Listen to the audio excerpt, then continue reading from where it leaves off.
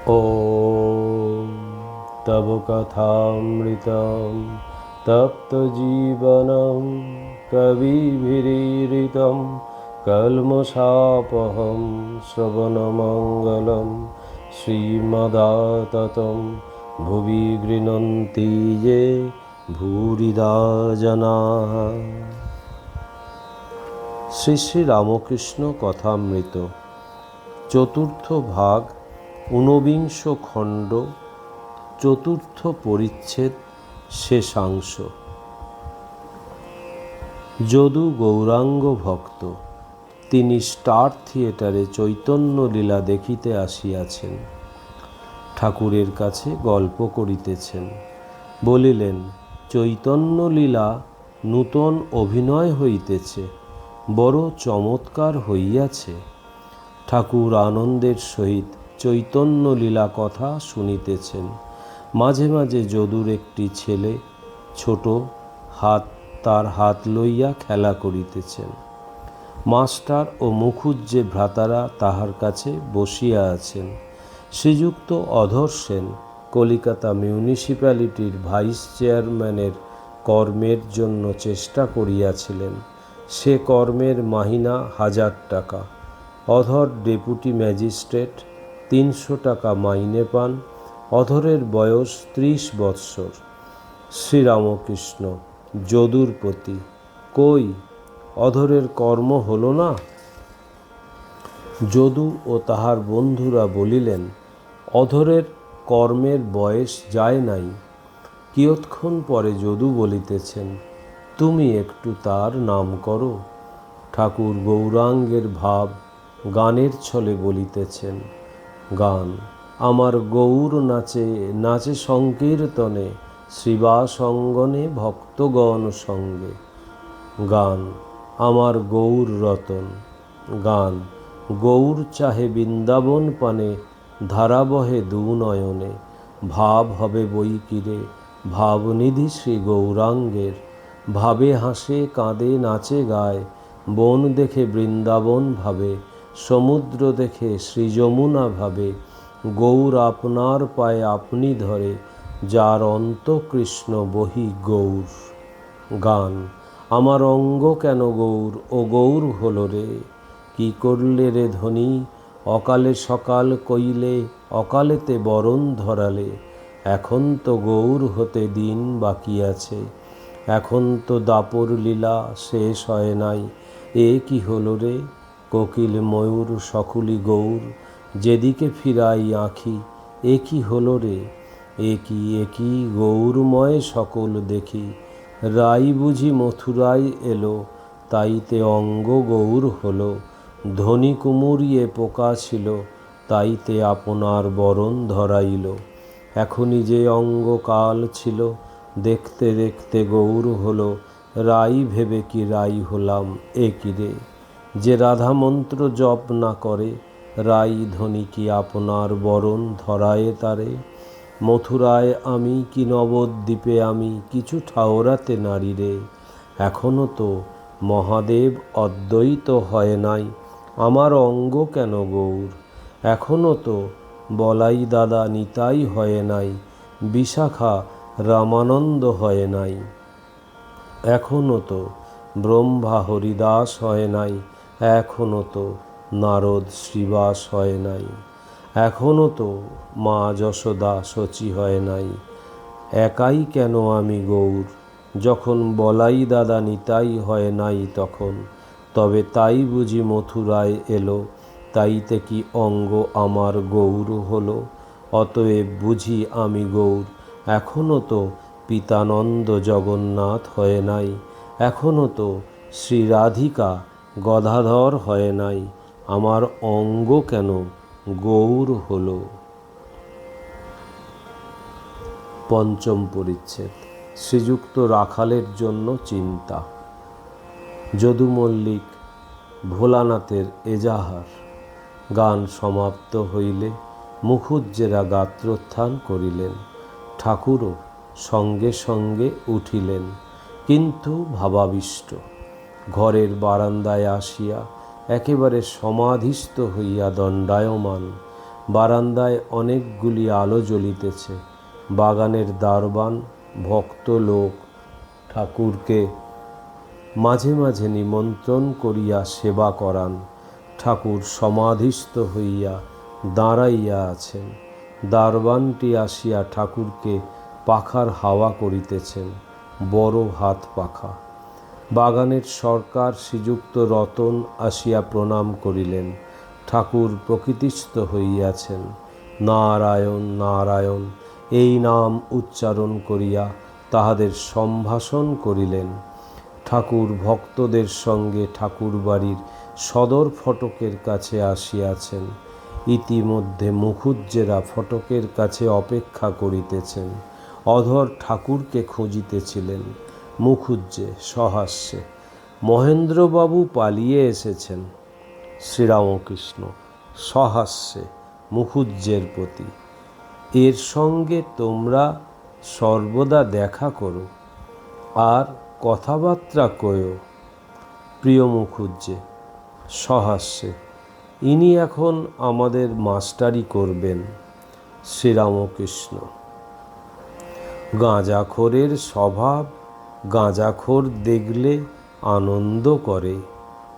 আমির এলে কথা কয় না, কিন্তু যদি একজন লক্ষ্মী ছাড়া গাঁজাখোর আসে তবে হয়তো কোলাকুলি করবে। সকলের হাস্য। ঠাকুর উদ্যান পথ দিয়া পশ্চিমাস্য হইয়া নিজের ঘরের অভিমুখে আসিতেছেন।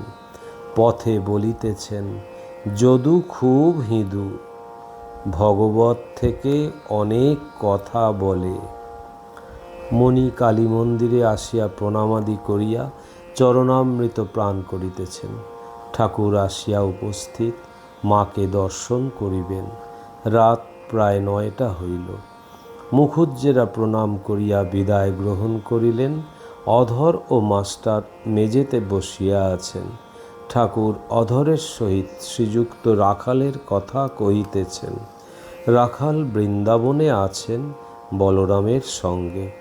পত্রে সংবাদ আসিয়াছিল, তাহার অসুখ হইয়াছে। 2-3 দিন হইল ঠাকুর রাখালের অসুখ শুনিয়া এত চিন্তিত হইয়াছিলেন যে মধ্যাহ্নের সেবার সময় কি হবে বলিয়া হাজরার কাছে বালকের ন্যায় কেঁদেছিলেন। অধর রাখালকে রেজিস্ট্রারি করিয়া চিঠি লিখিয়াছিলেন, কিন্তু এ পর্যন্ত চিঠির প্রাপ্তিস্বীকার পান নাই। শ্রীরামকৃষ্ণ, নারায়ণ চিঠি পেলে আর তুমি চিঠির জবাব পেলে না? অধর, আজ্ঞা এখনো পাই নাই। শ্রীরামকৃষ্ণ, আর মাস্টারকে লিখেছে? ঠাকুরের চৈতন্য লীলা দেখিতে যাইবার কথা হইতেছে। শ্রীরামকৃষ্ণ হাসিতে হাসিতে ভক্তদের প্রতি, যদু বলছিল 1 টাকার জায়গা হতে বেশ দেখা যায়, সস্তা। একবার আমাদের পেনিটি নিয়ে যাবার কথা হয়েছিল। যদু আমাদের চলতি নৌকায় চড়তে বলেছিল। সকলের হাস্য। আগে ঈশ্বরের কথা একটু একটু শুনত। একটি ভক্ত ওর কাছে যাতায়াত করত। এখন আর তাকে দেখতে পাই না। কতকগুলো মোসাহেব ওর কাছে সর্বদা থাকে, তারাই আরও গোল করেছে। ভারী হিসাবি, যেতে মাত্রই বলে কত ভাড়া। আমি বলি, তোমার আর শুনে কাজ নেই, তুমি 2.5 টাকা দিও। তাইতে চুপ করে থাকে, আর 2.5 টাকাই দেয়। সকলের হাস্য। ঠাকুরবাড়ির দক্ষিণ প্রান্তে পায়খানা প্রস্তুত হইয়াছে, তাই লইয়া যদু মল্লিকের সহিত বিবাদ চলিতেছে। পায়খানার পাশে যদুর বাগান। বাগানের মুহুরী শ্রীযুক্ত ভোলানাথ বিচারপতির কাছে এজাহার দিয়েছেন। এজাহার দেওয়ার পর হইতে তাহার বড় ভয় হইয়াছে। তিনি ঠাকুরকে জানাইয়াছিলেন। ঠাকুর বলিয়াছিলেন, অধর ডেপুটি ম্যাজিস্ট্রেট, সে আসিলে তাকে জিজ্ঞাসা করো। শ্রীযুক্ত রাম চক্রবর্তী ভোলানাথকে সঙ্গে করিয়া ঠাকুরের কাছে আনিয়াছেন ও সমস্ত বলিতেছেন, এর এজাহার দিয়ে ভয় হয়েছে ইত্যাদি। ঠাকুর চিন্তিত প্রায় হইয়া উঠিয়া বসিলেন ও অধরকে সব কথা বলিতে বলিলেন। অধর সমস্ত শুনিয়া বলিতেছেন, ও কিছুই না, একটু কষ্ট হবে। ঠাকুরের যেন গুরুতর চিন্তা দূর হইল। রাত হইয়াছে, অধর বিদায় গ্রহণ করিবেন। প্রণাম করিলেন শ্রীরামকৃষ্ণ মাস্টারের প্রতি। নারায়ণকে এনো। 20 খণ্ড। দক্ষিণেশ্বরে মহেন্দ্র, রাখাল, রাধিকা গোস্বামী প্রভৃতি ভক্ত সঙ্গে। প্রথম পরিচ্ছেদ। মহেন্দ্রাদির প্রতি উপদেশ। কাপ্তেন এর ভক্তি ও পিতামাতার সেবা। শ্রীরামকৃষ্ণ দক্ষিণেশ্বরে কালী মন্দিরে সেই পূর্ব পরিচিত ঘরে ভক্ত সঙ্গে আছেন। শরৎকাল, শুক্রবার 19শে সেপ্টেম্বর 1884, চৌঠা আশ্বিন 1291, বেলা 2টা। আজ ভাদ্র অমাবস্যা, মহালয়া। শ্রীযুক্ত মহেন্দ্র মুখোপাধ্যায় ও তাহার ভ্রাতা শ্রীযুক্ত প্রিয় মুখোপাধ্যায়, মাস্টার, বাবুরাম, হরিশ, কিশোরী, লাটু কেহ মেঝেতে বসিয়া, কেহ দাঁড়াইয়া আছেন, কেহ বা ঘরে যাতায়াত করিতেছেন। শ্রীযুক্ত হাজরা বারান্দায় বসিয়া আছেন। রাখাল বলরামের সহিত বৃন্দাবনে আছেন। শ্রীরামকৃষ্ণ মহেন্দ্রাদি ভক্তদের প্রতি। কলকাতায় কাপ্তেনের বাড়িতে গেছিলাম। ফিরে আসতে অনেক রাত হয়েছিল। কাপ্তেনের কি স্বভাব, কি ভক্তি! ছোট কাপড়খানি পরে আরতি করে। একবার 3 বাতিওয়ালা প্রদীপে আরতি করে, তারপর আবার 1 বাতিওয়ালা প্রদীপে, আবার কর্পূরের আরতি। সে সময় কথা হয় না, আমায় ইশারা করে আসনে বসতে বললে। পূজা করবার সময় চোখের ভাব ঠিক যেন বলতা কামড়েছে। এদিকে গান গাইতে পারে না, কিন্তু সুন্দর স্তব পাঠ করে। তার মার কাছে নিচে বসে, মা আসনের উপর বসবে। বাপ ইংরাজের হাওলাদার, যুদ্ধক্ষেত্রে 1 হাতে বন্দুক আর 1 হাতে শিব পূজা করে। খানসামা শিব গড়ে গড়ে দিচ্ছে। শিব পূজা না করে জল খাবে না। 6000 টাকা মাইনা বছরে। মাকে কাশিতে মাঝে মাঝে পাঠায়, সেখানে 12-13 জন মার সেবায় থাকে। অনেক খরচা। বেদান্ত, গীতা, ভাগবত।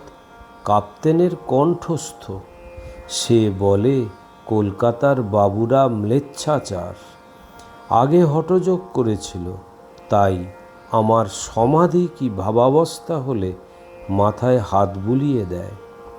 কাপ্তেনের পরিবার, তার আবার আলাদা ঠাকুর গোপাল।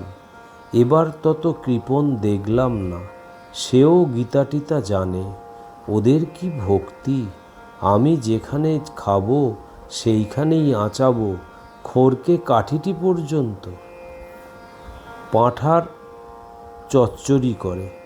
কাপ্তেন বলে 15 দিন থাকে, কিন্তু তার পরিবার বললে নাহি নাহি 7 রোজ। কিন্তু বেশ লাগলো। ব্যঞ্জন সব একটু একটু আমি বেশি খাই বলে আজকাল আমায় বেশি দেয়। ওদের কিন্তু ভারী ভক্তি, সাধুদের বড় সম্মান। পশ্চিমে লোকেদের সাধুভক্তি বেশি। জাং বাহাদুরের ছেলেরা আর ভাইপো কর্নেল এখানে এসেছিল। যখন এলো পেন্টুলুন খুলে যেন কত ভয়। কাপ্তেনের সঙ্গে একটি ওদের দেশের মেয়ে এসেছিল, ভারী ভক্ত, বিবাহ হয় নাই, গীত গোবিন্দ গান কণ্ঠস্থ।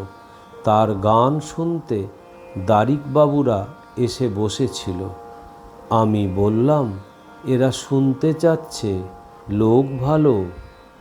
যখন গীত গোবিন্দ গান গাইলে তখন দারিকবাবু রুমালে চোখের জল পুছতে লাগল।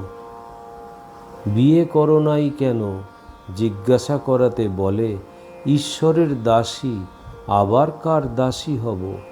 আর সব্বাই তাকে দেবী বলে খুব মানে, যেমন পুঁথিতে শাস্ত্রে আছে।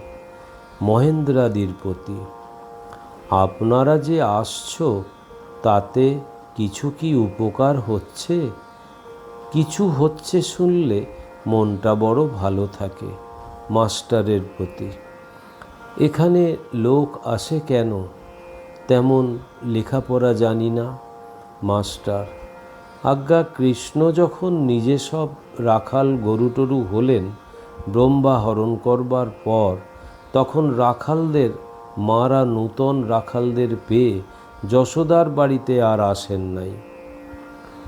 গাভীরাও হাম্বারবে ওই নূতন বাছুরদের পিছে পিছে গিয়ে পড়তে লাগলো।